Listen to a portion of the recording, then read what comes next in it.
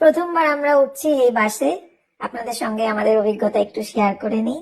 দেখুন, এই যে আমরা বাসে ঢুকলাম, জায়গাটা কত পরিষ্কার। হাতের বাঁদিকে দেখুন, এই যে দুজনের শোয়ার জায়গা আছে, দুজনের বেড, উপরে এসির রেগুলেটর আছে, আর ডান দিকে একজনের। দেখুন এই যে পাশে এটা সিঁড়ি, সিঁড়ি দিয়ে উপরে ওঠা যায়।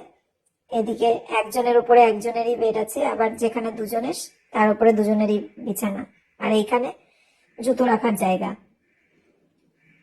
এই যে উপরটা কম্বল দিয়েছে, চাদর, দুটো বালিশ, দুটো নরম বালিশ, নরম বিছানা, চারিদিকে পর্দা দেওয়া। প্রথমবার কিন্তু ভীষণ সুন্দর লাগলো। যেমন বাস সুন্দরভাবে চালিয়েছে, তেমন এখানে ভেতরে খুব সুন্দরভাবে সাজানো।